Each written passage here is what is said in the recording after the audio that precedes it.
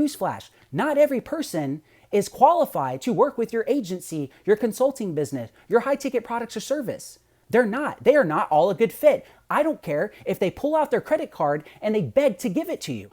All right, it is time to end this age-old debate with this question that comes up a lot, in groups and emails, and I see it all the time. People like posting and always asking about this one question, and it is, should you actually set the agenda with, either dealing with sophisticated buyers or dealing with people in the B2B space?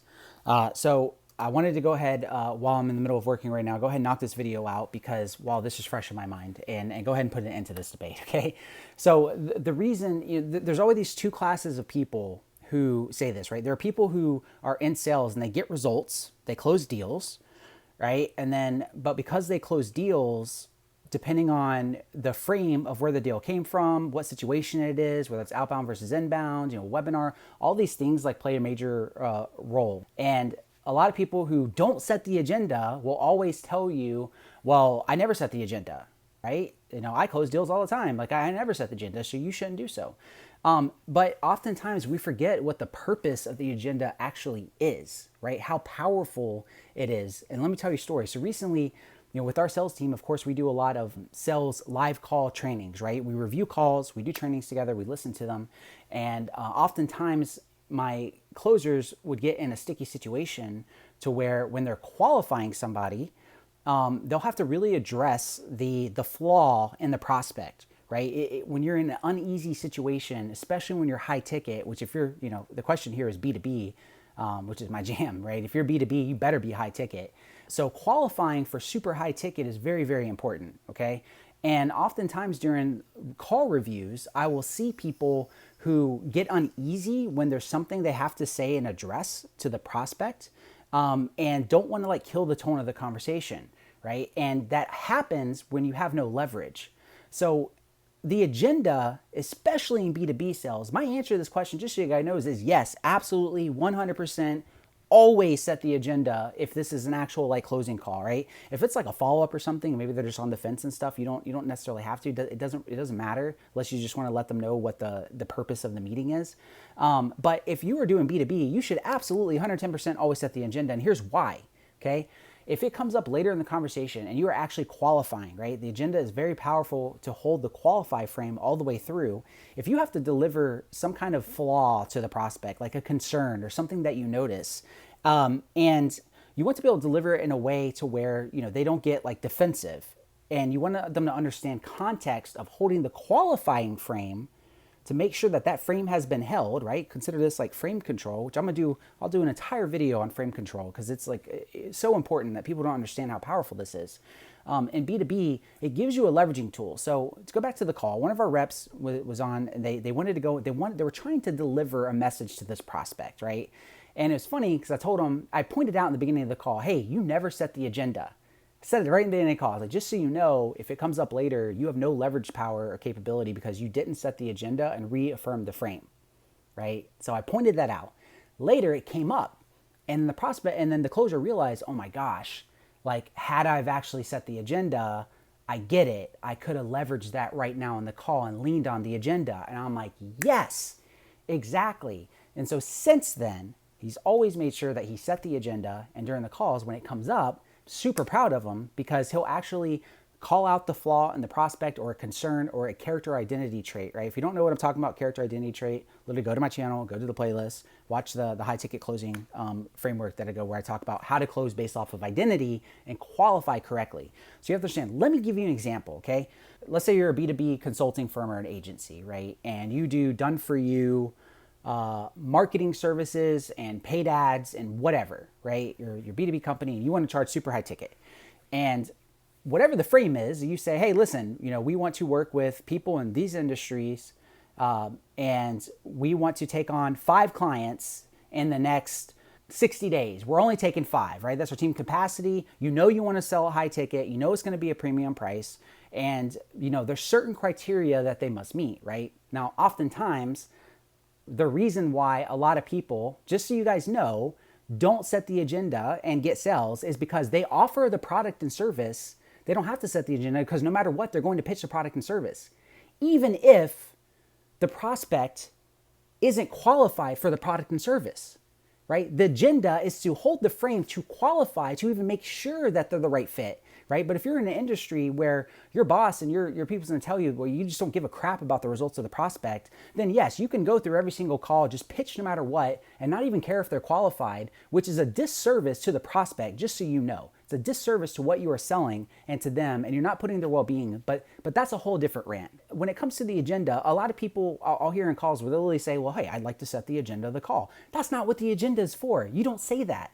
So let's say, again, hypothetical example, you're doing done for you marketing services, it's gonna be high ticket, and you say, I'm only looking for 5 people, right? But these 5 people have to meet a certain criteria. They must be willing to spend money on ads, period. Right? Let's say they must have a sales process in place and at least have a sales team to be able to handle the flow. If you say that, there's 2 different things you have to understand here when it comes to the agenda. There's 2 different frames that people will come from, right? Is your audience getting this information before the call from a video? Are they watching a webinar? Are they watching a video sales letter ahead of time? Or are you doing outreach? Because a lot of our clients, they just do cold outbound SMS, email, text messaging, and cold calling, right? And they go and they see if they're interested in the offer. So you got to determine, did they watch a video before the call with the sales rep, or did you actually reach out yourself and do a discovery call? If you do discovery calls in B2B and you have a VSR webinar, literally you're just telling your qualifications, because a discovery call is meant to qualify, just so you guys know, right? A lot of people don't understand what the purpose of discovery to strategy are. They just think it's, how can we get as many discoveries as possible and get every single one of them into a strategy no matter what? That is not what a discovery call and strategy process is designed for, right? So when people say, like, no, you don't set the agenda, it's because they don't understand what the purpose of qualifying and how to do a discovery call, what it's designed for, and a strategy call, what it is designed for, and that is to qualify, okay? So when you get on, now, if I'm holding that frame, let's say that's what I say to you, okay? You must be willing to spend money in ads, blah, blah, blah, blah, blah, and I say, we're only taking 5 people. Now, if I did a discovery call to see, okay, cool, hey, maybe I did a DC, or maybe you watched a video and you're just like, cool, I meet all the criteria, right? And now I'm on the call. Well, I would literally tell you, hey, just to reiterate what we had discussed before, did you watch the video? So you would reiterate what was on the discovery call, or see if they actually watched the VSL, the webinar, whatever it is, right? Cool. So as mentioned on the discovery call, or as mentioned on the video, here's what we're looking for. We're only looking for 5 people to work with in the next 60 days. And we really want to make sure that we're working with the 5 right people. And then if you're a closer working for somebody else, you would talk about the brand or the business or the company. If you're the owner, you would say what I'm looking for, right? So see how, like, when I'm saying that in the agenda, I'm giving them context of why we qualify. The agenda is me giving context of what we're looking for and how we are qualifying and why we're filtering through in the first place. Let's say I don't do that, okay? Let's say I don't set the agenda and someone's just like, I know you said you want to spend money on ads, but I spent money on ads before, it didn't work. How much are we talking? And blah, blah, blah, blah, right? They just start like ranting, but you never set the agenda. Now, off the bat, you already know they're not really caring about growing their business and scaling through advertising. There's no belief system, right? They're just a scared prospect, which again, could be a character or identity flaw in the prospect, which means they're not qualified anyways. But I digress. Let's go back to the scenario. So you don't set the agenda. Later on, you realize that there's an issue, right? Maybe they tried spending money in ads in the past and it didn't work out, right? Well, why didn't it work out? If I'm doing my job as a closer and I know how to close and I go into the root cause of why it didn't work out and I want to point out a flaw into them and come to find out they spent money in ads but leads came in, and the prospect tells you on the phone that, oh, well, leads came in, but we didn't get booked calls. Wait, what? When you say book calls, what do you mean by that? Like, oh, well, our phone didn't ring, right? Now, I know as a closer that that's ridiculous. That tells me, like, okay, if leads were coming in, why didn't this prospect who I'm speaking to on the phone as a business owner or as a closer or whoever it is, right? As a business owner, why would they not follow up with a lead that was paid for, right? That tells me, boom, identity, character flaw off the get-go, right? Now, let's say I say that and I say, well, listen, if leads are coming in, I just don't understand. You had all these leads come in, but they just sat there, no booked calls. Why didn't you or anyone on your team go and reach out to them? Notice how when I say that, I'm starting to scratch that itch. I know that I cannot close a qualified person for a high ticket program and guarantee, right, qualify them to the point where I know they're a good fit and they're going to get results, which is the whole purpose, caring about them getting results, not getting a sale, not my commissions, caring about the prospect getting results, okay? I have to have integrity and make sure that they are the right identity and the right character for the level of what I am selling to make sure that they will implement working together to be able to get results. So if I point that out, let's say they get defensive. The prospect's just like, no, well, we didn't, like, that's not what we were told. We thought that it was just going to be calls like coming in, right? They get defensive. Because you set the agenda correctly, if you actually set it, now guess what you get to do? If they agreed and understood what the purpose of the call is, you now get to go and lean on the agenda for qualifying. Say, listen, I completely understand, but like I said at the beginning of this call, we want to make sure that if we're going to provide leads and you're going to be spending money in ads, that if leads come in, that you're going to be willing to do whatever it takes to be able to go and actually follow up with leads, right? Not just relying on stuff coming in. We want to know that, you have experience with sales, that you've been doing this. That's the whole purpose of what we're doing today, right? Now, if they don't, from that point, if they say, oh, okay, right, that makes sense. And you're right. I didn't, but you know what? If it means us being able to work together, I would be open to doing it. Right? So by leaning on the agenda and leveraging it for what it was intended for, it keeps the control of the conversation on the qualifying frame, if you actually care about qualifying, which is what it's meant for, in control of you, the person doing the sales call, or your closing rep, to be able to lean on and leverage later and always go back to it. If I don't set the agenda and let them know what the purpose of the call is, what we're looking for, literally caring about it being a right fit, what a lot of people will do when they say agendas don't work, it's because they'll set an agenda and then they'll start talking about a program. If the frame that was set before was to see if you're a good fit to work with us and be one of the 5 and here's what we're looking for, and then you set an agenda incorrectly talking about a program, there is automatically a disconnect. Guess what? Prospects are not stupid. Well, wait a second, that doesn't make sense. I just watched this video and they said this. Or wait a second, I talked to this setter on the phone who was doing a discovery call with me and just forced me through and said, great, cool, let's have a chat. Over what? And then now this person's talking about a program, right? That's why people who say, oh, well, the agenda's stupid, you don't have to do it. It's because you don't know what the hell it's designed for. You don't understand how a discovery qualifying to a strategy process is intended to actually give value to the right prospect for a business, right? Not just anybody and everybody. Newsflash, not every person is qualified to work with your agency, your consulting business, your high ticket products or service. They're not. They are not all a good fit. I don't care if they pull out their credit card and they beg to give it to you. That still does not justify them being qualified and the right fit. And qualifying is what an agenda is actually meant to do.